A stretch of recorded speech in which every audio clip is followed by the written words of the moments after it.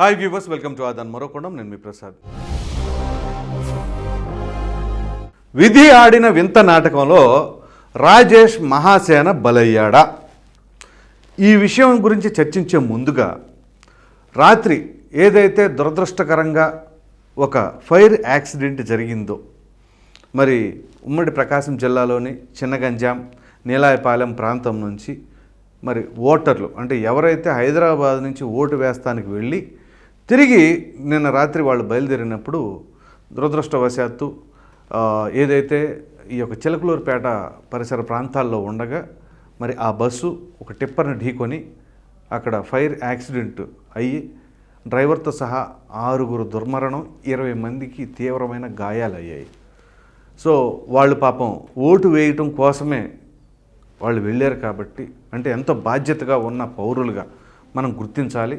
So అటువంటి వారు దురదృష్టకరంగా ప్రాణాలు కోల్పోవటం ఖచ్చితంగా ఏ పార్టీ అధికారంలోకి వచ్చినా ఆ కుటుంబీకులకు ఎవరైతే ఇప్పుడు ప్రాణాలు కోల్పోయారో, గాయాలు పాలయ్యారో ఆ కుటుంబ సభ్యులందరికీ కూడా తోడ్పాటును అందించాలి అని చెప్పేసి మనస్ఫూర్తిగా కోరుకుందాం.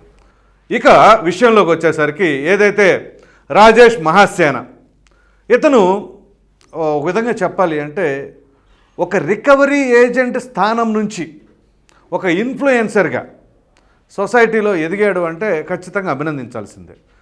మహాసేన అనేది స్థాపించి ఏదైతే ఆ వీడియోల ద్వారా ప్రజల్ని చైతన్యవంతుల్ని చేయాలి అని, ఆ వెనకబాటుతనం నుంచి బయటికి రావాలి అని చెప్పేసి అనేక రకాలుగా ఆయన చైతన్యపరచాలి అని చెప్పేసి ప్రయత్నాలు చేస్తూ ఉంటారు.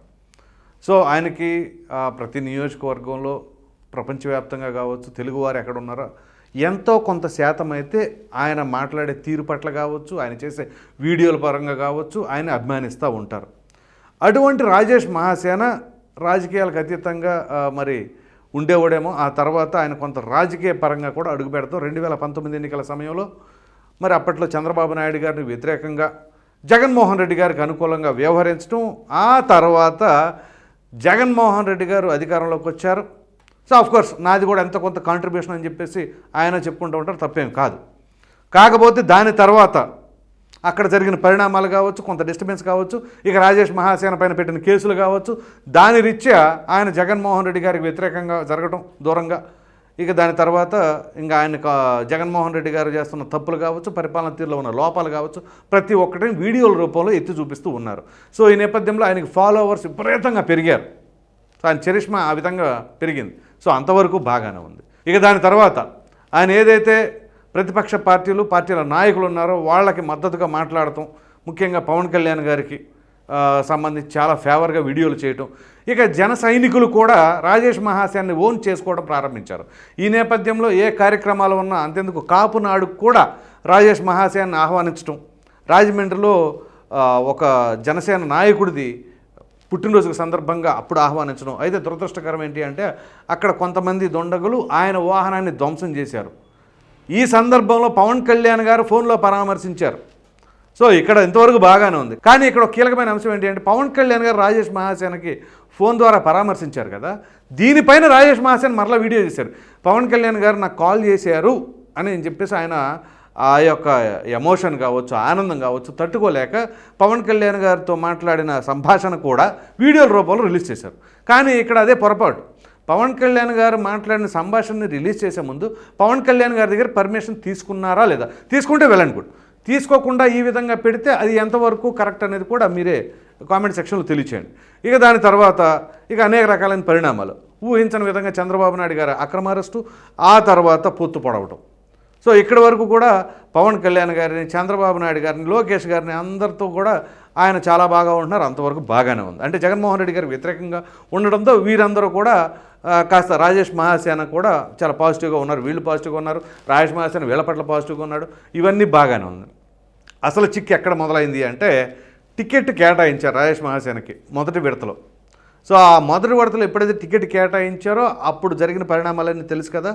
సో ఈ నేపథ్యంలో ఆయన చాలా భావోద్వేగానికి గురయ్యాడు. ముందు టికెట్ వచ్చినప్పుడు సంతోషాన్ని వ్యక్తపరిచాడు. ఎందుకంటే ఒక సామాన్యుడు ఆ స్థాయి నుంచి మొదటి జాబితాలోనే టికెట్ సంపాదించాడు అంటే ఖచ్చితంగా అది ఒక అచీవ్మెంట్గానే భావించాలి. సో ఆయనకి తగిన గుర్తింపు లభించింది. కానీ కొన్ని దురదృష్టకరమైన పరిణామాలు ఇక ఆయన పట్ల కొంతమంది నెగిటివ్గా మాట్లాడటం, అది మీడియాలో ఫోకస్ అవ్వటం, చివరికి ఆయన టికెట్ క్యాన్సిల్ అయ్యే పరిస్థితికి రావడం, ఇది కొంతవరకు కాదు చాలా వరకు రాజేష్ మహాసేన బాధపడేది. రాజేష్ మహాసేన కదా, ఎవరైనా నేనున్న ఆ స్థానంలో ఖచ్చితంగా బాధపడతాను. కాకపోతే ఇక్కడ అసలు పరిణామాలన్నీ చోటు చేసుకుంది ఇక్కడే. సరే, టికెట్ వచ్చినా రాకపోయినా ఖచ్చితంగా కూటమికే మద్దతు ఇస్తాను అని చెప్పేసి ఆయన చెప్పారు. అంతవరకు బాగానే ఉంది. ఎన్నికల ఆఖరి సమయానికి వచ్చేసరికి లాస్ట్లో 2-3 రోజుల ముందు పవన్ కళ్యాణ్ గారికి వ్యతిరేకంగా మాట్లాడారు చూసారా, ఎందుకు మాట్లాడవలసి వచ్చింది. సో ఇక్కడే చాలా కీలకమైన అంశం. ఆయన ఏమంటారు, పవన్ కళ్యాణ్ గారిని నమ్మమాకండి కానీ జన సైనికులను చూస్తే జాలేస్తుంది అని చెప్పేసి అంటారు. సో ఇక్కడ జన సైనికులను చూస్తే బాధేస్తుంది, పవన్ కళ్యాణ్ గారు ఈ విధంగా చేస్తున్నారు, నమ్మితే ఎంత డేంజరు, సమాజం చాలా ఇబ్బంది పడుతుంది అని చెప్పేసి. మరి ఇదే పవన్ కళ్యాణ్ గారికి సంబంధించి పాజిటివ్గా మాట్లాడినప్పుడు అంటే ఇక్కడ ఏంటి, రాజేష్ మహాసేనకు కూడా ఎక్కడికక్కడ ఫాలోవర్స్ ఉన్నారు, దాంట్లో డౌట్ ఏమీ లేదు. కానీ ఇప్పుడు ఆ ఫాలోవర్స్ కూడా ఒక కన్ఫ్యూషన్లో ఉంటారుగా, ఇదేంటి 2019లోనేమో జగన్మోహన్ రెడ్డి గారికి అనుకూలం అన్నారు. సరే, దాని తర్వాత జగన్మోహన్ రెడ్డి గారి పరిపాలన తీరు పట్ల కావచ్చు, రాజేష్ మహాసేన పట్ల వ్యవహరించిన తీరు, కక్షపూరిత చర్యలు, అదేమిటి అంటే నాకు బలవంతంగా జెండా కప్పారు అని చెప్పేసి ఆయన పలుమార్లు కూడా చెప్పారు వీడియోల్లో. సో ఇదంతా జరిగిన తర్వాత పవన్ కళ్యాణ్ గారు సూపరు, అది ఇది, ఆయన అసలు ఎట్లాంటి వ్యక్తి, మరి ఏదైతే కౌలు రైతులో తన సొంత డబ్బును ఖర్చు పెడుతున్నారు, దాన్ని తట్టుకోలేకపోతున్నారు, అది ఇది అని చెప్పేసి అంతవరకు బాగానే ఉంది. సో అందరూ కలిసి పోరాటం చేయాలి, జగన్మోహన్ రెడ్డి గారిని ఓడించాలి అంటే ఖచ్చితంగా కలిసికట్టుగా ఉండాలి అని చెప్పేసి ఆయన శైలిలో ఆయన వీడియోలు చేస్తూనే ఉన్నారు. సో అంతవరకు పోని బాగానే ఉంది. సరే, టికెట్ వచ్చినప్పుడు ఆనందంగా ఉన్నారు, మరలా తర్వాత టికెట్ పోయినప్పుడు బాధపడ్డారు, ఇది కూడా కామనే.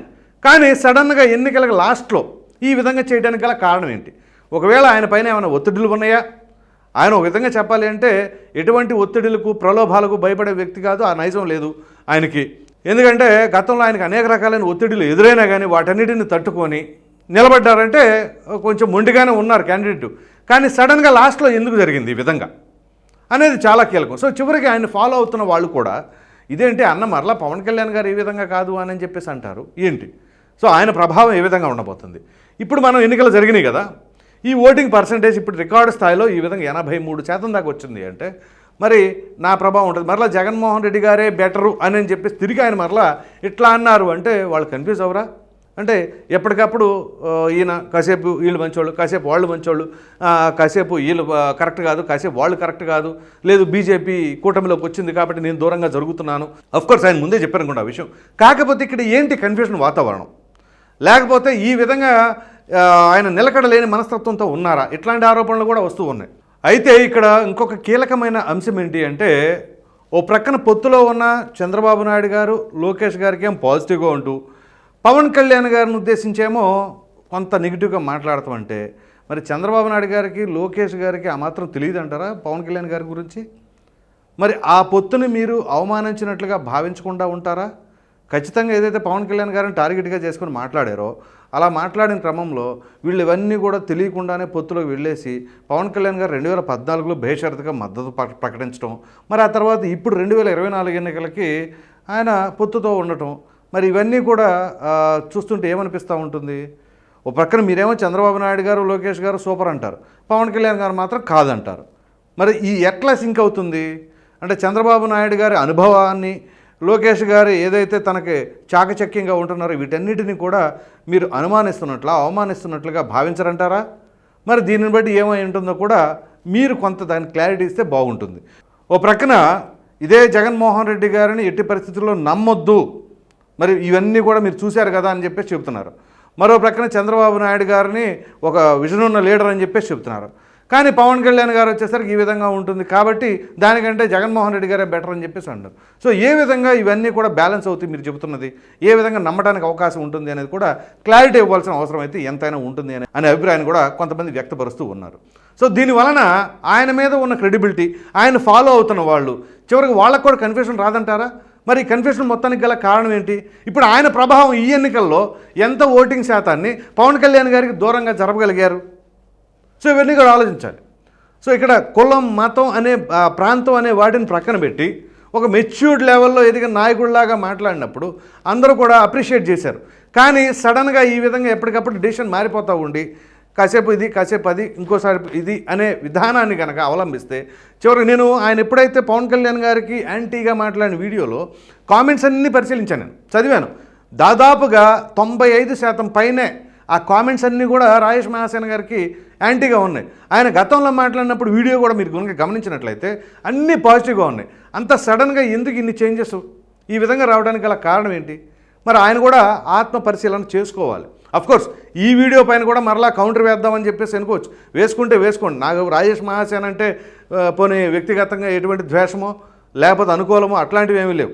కాకపోతే రాజకీయపరమైన అంశాలు ముడిపడి ఉన్నాయి కాబట్టి ఇక్కడ ప్రజలకు ఒక విధానంలో ఉన్నారు కాబట్టి మీరే ఒక సమయంలో జగన్మోహన్ రెడ్డి గారికి వ్యతిరేకంగా ఉండని చెప్పేసి మరలా ఎన్నికల సమయం దగ్గరికి వచ్చేసరికి మీరే మరలా జగన్మోహన్ రెడ్డి గారే బెటరు అని అంటున్నారు అంటే అసలు ఏం జరిగింది, ఏమై ఉంటుంది? ఇట్లా అనేక రకాలైన అనుమానాలు, అపోహలు ఖచ్చితంగా ప్రజల్లో ఉంటుంది. ఎందుకంటే మీరు చేసే ప్రతి వీడియో కూడా చాలామంది ఫాలో అవుతారు. ముఖ్యంగా యువతకి ఓ విధంగా చెప్పాలంటే మీరు చాలామందికి కూడా రోల్ మోడల్గా తీసుకోవచ్చు. అంటే మీ ఎడ్యుకేషన్ బ్యాక్గ్రౌండ్ కావచ్చు, మీ ఫ్యామిలీ బ్యాక్గ్రౌండ్ కావచ్చు, వీటన్నిటిని ప్రక్కన పెడితే మీరు ఎక్కడ నుంచి ఎంత స్థాయికి ఎదిగారు, మిమ్మల్ని ఎంతమంది ఫాలో అవుతున్నారు, మిమ్మల్ని ఎంతమంది అభిమానిస్తున్నారు, ఇవన్నీ కూడా గమనించుకోవాలి కదా. మరి ఆ స్థాయిలో ఒక స్థాయికి వచ్చినప్పుడు మీరు ఏ విధంగా దాన్ని నిలబెట్టుకోవాలి అనే దాంట్లో కూడా చాలా కీలకమైన పాత్ర పోషిస్తూ ఉంటుంది. ముఖ్యంగా మీరు కనుక గమనించినట్లయితే రఘురామకృష్ణరాజు గారు ఆయన ప్రతిపక్ష పార్టీలు ఏ విధంగా జగన్మోహన్ రెడ్డి గారి పైన యుద్ధం చేశాయో అంతకంటే ఒక 10% ఎక్కువగానే ఆయన పోరాడారు. మరి అటువంటి రఘురామకృష్ణరాజు గారికి చివరికి ఎన్నికల సమయం వచ్చేసరికి టికెట్ కేటాయింపుల్లో ఆయనకి అన్యాయం జరిగిందనే భావన కూడా ఆయనకు ఉంది. అయినా సరే చివరికి ఆయన ఏం చేశారు, ఎమ్మెల్యేగానే పోటీ చేయడానికి తెలుగుదేశం పార్టీతో ఆయన కలిసి ప్రయాణించడం, చివరికి ఉండి టికెట్ సాధించుకోగలిగారు కదా. కానీ ఆయన ఎప్పుడు కూడా ఈయన టైపు ఆనే టైపు అని చెప్పేసి అలా ఆయన ఫస్ట్ నుంచి లాస్ట్ వరకు ఒకే ఒక స్టాండ్లో ఉండారు. రాజకీయాలలో ఓర్పు అనేది కూడా చాలా అవసరం. తొందరపాటుతనం, నిలకడ లేనితనం కనుక ఉంటే అది ఖచ్చితంగా ఇబ్బంది పెడుతుంది అని చెప్పేసి కొంతమంది రాజకీయ విశ్లేషకులతో మాట్లాడినప్పుడు వాళ్ళ ఒక అభిప్రాయాన్ని కూడా వ్యక్తపరిచారు. సరే, అఫ్కోర్స్ అది ఎంతవరకు అసలు మీరు రాజేష్ మహాసేన కూడా చాలా మంచి తెలివి గలవాడు, విఘ్నుడు, ఆయన ఎంతో ప్రజల్లో ఆదరణ ఉంది. కాకపోతే ఈ విధమైన మార్పులు చేర్పులు కనుక వీలైనంత వరకు తక్కువగా చేసుకొని ఒక దాని మీద స్టిక్ ఆన్ అయినప్పుడు దానికి నిలబడి ఉంటే బాగుంటుంది. అఫ్కోర్స్ ఆయనకున్న పరిస్థితులు ఏంటో ఆయనకి తెలుసు కాబట్టి ఒకవేళ దానిపైన కూడా మరి ఆయన స్పందిస్తారేమో చూడాలి. ఎందుకంటే ఇక్కడ రాజేష్ మహాసేన అనే వ్యక్తి సామాన్యుడి స్థాయి అసామాన్యుడి స్థాయికి ఎదిగిన వ్యక్తి. మరి అటువంటి ఆయన ఇంత సడన్గా ఎందుకని నిర్ణయాలు మార్చుకుంటున్నారు అనేది మాత్రం చాలామందికి అంత చిక్కట్లేదు.